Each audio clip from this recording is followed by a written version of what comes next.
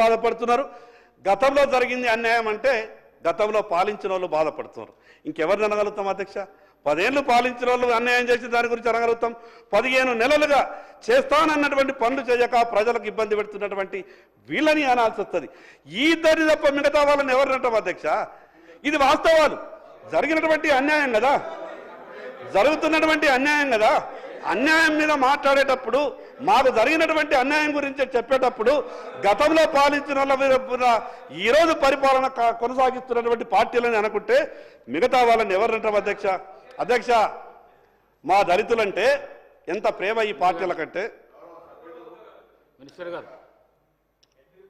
గౌరవ సభ్యులు పాపం అంటే ప్రతిపక్షం గతంలో అధికారంలో ఉన్న 10 సంవత్సరాలు ఆ ప్రభుత్వాన్ని, ఇప్పుడున్నటువంటి ఈ ప్రభుత్వాన్ని విమర్శించడానికి సభ్యుడికి రైట్ ఉంది.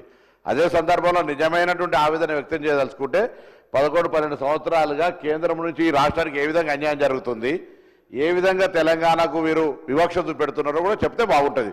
అప్పుడేమో మీకు ఒక కారణం ఉండే, కేసీఆర్ గారు ముఖ్యమంత్రి గారు ప్రధానమంత్రి గారిని కలవరు, మేము నిధులు అడగాం అనేటువంటి ఆలోచన అప్పుడు ఉండేవచ్చు. ఇప్పుడు మేము ఇన్నిసార్లు కలిసి ఈ రాష్ట్ర ప్రయోజనాలకు సంబంధించి గౌరవ ప్రధానమంత్రి గారు కేంద్రంలో ఫెడరల్ సిస్టంలో రాష్ట్రాలకు భాగస్వామ్యం ఉంది, అభివృద్ధి చేయమని అడుగుతున్నామో అక్కడ పోయి నిధులు తెచ్చేటువంటి అవకాశాలు ఇదే సభ తీర్మానం చేసింది. బడ్జెట్లో నిర్లక్ష్యానికి వివక్షకు గురైంది. వరదలు వచ్చి కమ్మ మునుగుతే పైసలు ఏమంటే కూడా పక్క రాష్ట్రాలకేమో అధికారికంగా భాగస్వాములు కాబట్టి ఎక్కువ ఇస్తూ ఉన్నారు. ఏ ప్రాజెక్టు డబ్బులు వస్తలేదు, విభజన హామీలు అమలవుతలేదు అనేటువంటి మాటకు ముందు పాయల్ శంకర్ గారు కానీ బీజేపీ నాయకత్వం జవాబు చెప్తే బాగుంటుంది. నేను ఆ సమాధానం చెప్పి నిధులు తీసుకొచ్చి ఇచ్చి మీరు మాట్లాడాలి. నిధులు ఇవ్వకుండానే మీరు అడిగినే జరుగుతలేదు అని అంటే ఎట్లా అధ్యక్ష? తప్పకుండా మనకు రైట్ ఉంది. బీజేపీ కేంద్రం నుంచి మాకు రావాల్సింది, వీఆర్ నాట్ ఏం భిక్షాం కాదు, బాధ్యత హక్కుగా మీరు ఇచ్చే బాధ్యత అక్కడ ప్రయత్నం చేయండి, కొట్లాడి తీసుకొని రావడానికి రాష్ట్రానికి సహకరించమని కోరుతా ఉన్నాం. అధ్యక్ష, కేంద్ర ప్రభుత్వం ఈ దేశంలో ఉన్నటువంటి ఏ రాష్ట్రానికైనా పూర్తిగా సహకరించడానికి సిద్ధంగా ఉన్నది. అది 3వసారి కేంద్రంలో భారతీయ జనతా పార్టీ ఎన్నిక కావడమే దానికి నిదర్శనం. లేకుంటే రాష్ట్రాలకు సహకరించకుంటే 3వసారి ముచ్చటగా దేశ ప్రధానమంత్రిగా నరేంద్ర మోడీ గారు కారు. ఆ విషయం ఎందుకు అధ్యక్ష? గౌరవ ముఖ్యమంత్రి గారు మొన్న ఎంత గొప్పగా చెప్పిండ్రు, కేంద్ర ప్రభుత్వం ఎంత గొప్పగా సహాయం చేస్తున్నదో గౌరవ ముఖ్యమంత్రి గారు చెప్పారు కదా.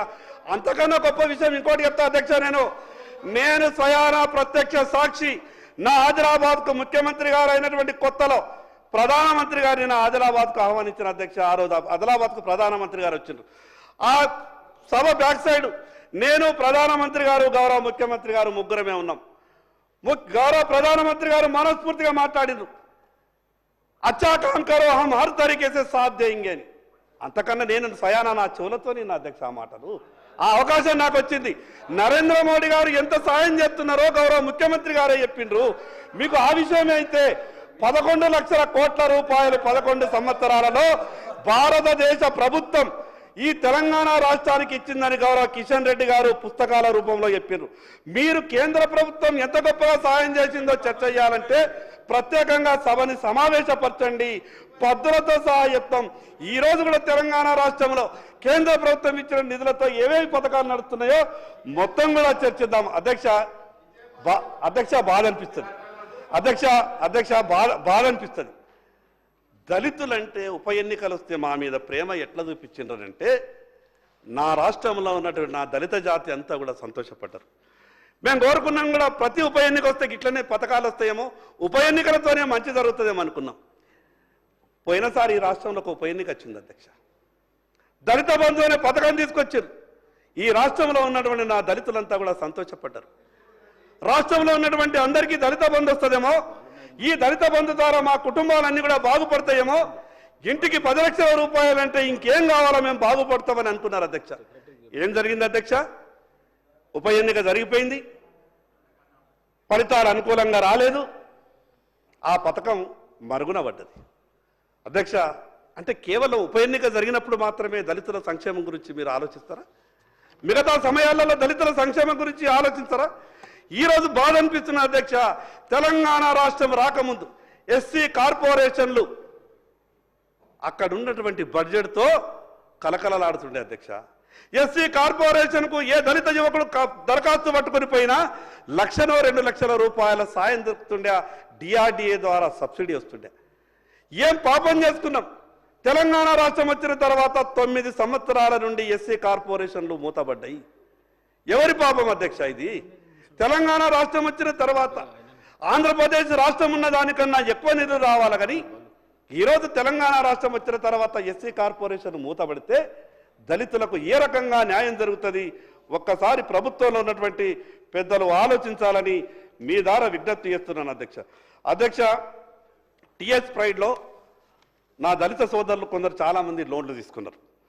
సబ్సిడీ సమయంలో రాని కారణంగా వాళ్ళకు ఉన్నటువంటి సిబిల్ అంతా కూడా పడిపోయి బ్యాంకులకు వడ్డీలు కట్టలేక ఈరోజు కాగితాలు పట్టుకొని హైదరాబాద్ చుట్టూ తిరుగుతున్నారు. కాబట్టి నేను ప్రభుత్వానికి మీ ద్వారా విజ్ఞప్తి చేస్తా ఉన్నా, టిఎస్ ప్రైడ్లో ఎందరైతే లోన్లు తీసుకున్నటువంటి యువకులు ఉన్నారో వాళ్ళందరికీ కూడా సబ్సిడీలు వెంటనే విడుదల చేసే వాళ్లకు ఆదుకోవాల్సిందిగా విజ్ఞప్తి చేస్తా ఉన్నాను అధ్యక్ష.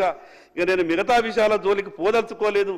ఏమన్నంటే అక్కడోళ్ళు ఇక్కడోళ్ళు మమ్మల్ని అంటావా అంటే మమ్మల్ని అంటావా అని లేచి మాట్లాడే ప్రయత్నం చేస్తున్నారు. అధ్యక్ష, ఎన్నికల కన్నా ముందు అంబేద్కర్ అభయస్థానం పెట్టిండ్రు, తర్వాత అది రాజీవ్ యువ వికాసంగా మారిందనుకుంటా.